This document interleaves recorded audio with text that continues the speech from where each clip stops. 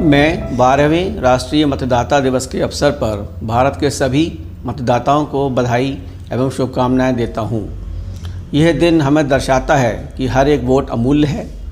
आज मैं देश के प्रत्येक मतदाता के प्रति अपना आभार व्यक्त करता हूं।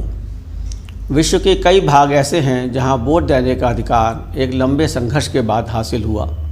हमारे देश के सभी वयस्क नागरिकों को यह अधिकार तभी मिल गया था जब भारत आज़ाद हुआ। वोट देने का ये अधिकार बहुमूल्य है।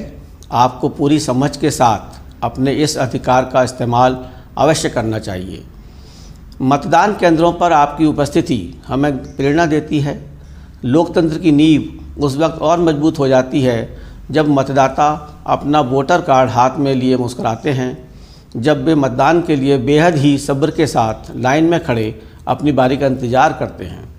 भारत की चुनाव प्रणाली दुनिया की सर्वश्रेष्ठ चुनाव प्रणालियों में से एक है और मेरे प्रिय मतदाता, आप इसका केंद्र हैं।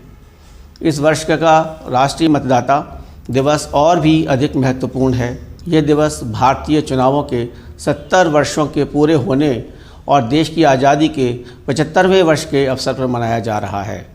7 दशक पहले देश में पहले आम चुनाव आयोजित किए गए थे। 17.25 करोड़ से अधिक मतदाताओं के साथ पहला चुनाव वाकई पूरे विश्वास और ईमानदारी से किया गया। ऐसा काम था जिसका उदाहरण मानवता के इतिहास में बहुत कम देखने को मिलता है। तब से भारत निर्वाचन आयोग पूरी दृढ़ता के साथ लोकतंत्र के रास्ते पर लगातार आगे बढ़ रहा है।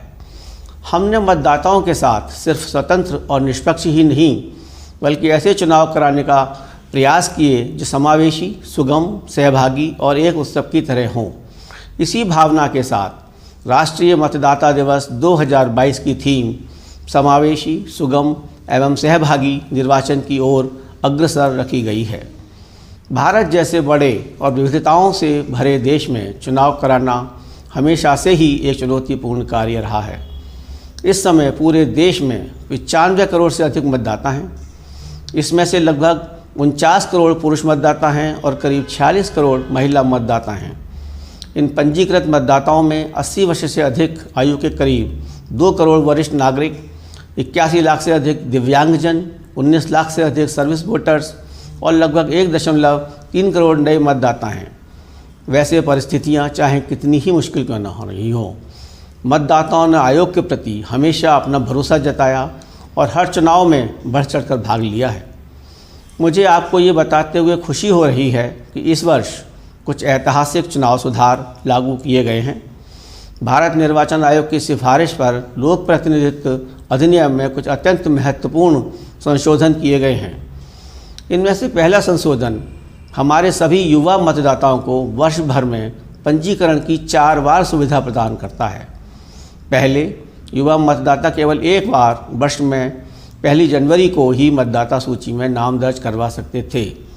अब इस संशोधन के बाद वर्ष की 1 जनवरी, 1 अप्रैल, 1 जुलाई और 1 अक्टूबर में से किसी भी दिन 18 साल की आयु प्राप्त करने वाला कोई भी भारतीय नागरिक पंजीकरण करवाकर अपने मतदान के अधिकार का उपयोग कर सकता है।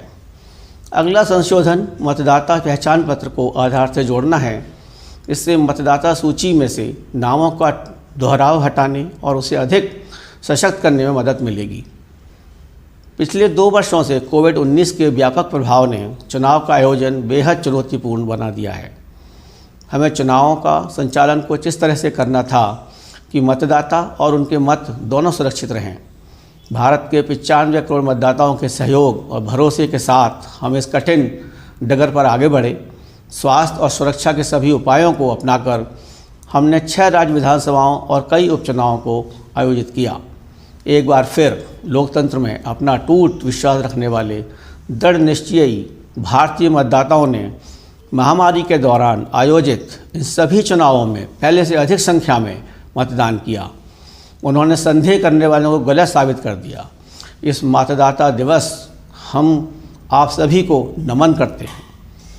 महामारी के दौरान चुनाव आयोजित कराने के प्रोटोकॉल पर आयोग ने दुनिया भर के निर्वाचन निकायों के साथ विमर्श किया। भारत विश्व निर्वाचन निकाय संघ का अध्यक्ष है। इसमें 108 देशों के सदस्य शामिल हैं। अपनी सर्वश्रेष्ठ पद्धतियों और पहल को दुनिया के साथ साझा करने के लिए कई वेबिनार और international virtual election visitors programme आयोजित किए गए। भारत निर्वाचन आयोग द्वारा अब तक लगभग 2000 अंतर्राष्ट्रीय प्रतिभागियों के लिए 100 से अधिक कैपेसिटी बिल्डिंग प्रोग्राम आयोजित किए गए। ये प्रतिभागी खासतौर से दुनिया के नए और उभरते लोकतंत्रों से थे। हमारा ये पूर्ण विश्वास है कि सभी श्रेणियों के मतदाताओं की समान भागीदारी ही चुनावों को सार्थक बनाती है। भारत निर्वाचन आयोग महिलाओं, दिव्यांगजनों और वरिष्ठ नागरिकों को विशेष सुविधाएं उपलब्ध कराता है ताकि उन्हें सुविधाजनक और एक सुखद मतदान अनुभव प्राप्त हो।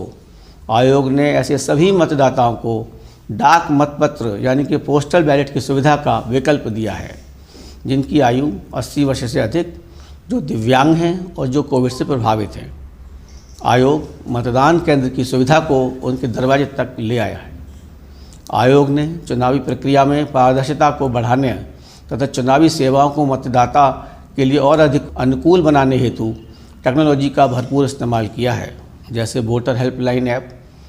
एक ऐप सी विजिल भी है जो आदर्श आचार संहिता के उल्लंघन के मामलों में त्वरित कार्यवाही सुनिश्चित करता है। इसी कड़ी में एक नया ऐप नो योर कैंडिडेट है। ये मतदाताओं को उम्मीदवारों के आपराधिक इतिहास सहित उनके बारे में पूरी जानकारी प्रदान करता है ताकि मतदाता सजग होकर अपना विकल्प चुन सकें। हाल ही में गोवा, मणिपुर, पंजाब, उत्तराखंड और उत्तर प्रदेश की विधानसभाओं के आम चुनावों की घोषणा की गई है। ये चुनाव 690 विधानसभा क्षेत्रों में करवाए जाएंगे। इनमें 18.5 करोड़ से अधिक मतदाताओं तक पहुंचने के लिए 2 लाख से अधिक मतदान केंद्र स्थापित किए जाएंगे। हम इन राज्यों के 25 लाख नए मतदाताओं का स्वागत करने के लिए भी उत्सुक हैं, जो पहली बार अपना वोट डालेंगे। लगातार बदलती स्थितियों को ध्यान में रखकर आयोग ने सभी राजनीतिक दलों और उम्मीदवारों के लिए कड़े दिशा निर्देश जारी किए हैं। हमने चुनाव वाले राज्यों में टीकाकरण की रफ्तार बढ़ाने पर भी जोर दिया है। इन आम चुनावों को पूरी तरह से कोविड सुरक्षित बनाने के लिए सभी प्रबंध किए जाएंगे। मैं इस अवसर पर चुनाव वाले 5 राज्यों के मतदाताओं का स्वागत करते हुए उनसे आग्रह करता हूं कि वे इन चुनावों में हमेशा की भांति पूरे जोश एवं उत्साह के साथ भाग लें। भारत निर्वाचन आयोग के लिए मतदाता सच्चे नायक और आइकन हैं। मतदान केंद्र पर आपकी उपस्थिति लोकतंत्र को मजबूत करने के साथ ही देश को गौरवान्वित भी करती है।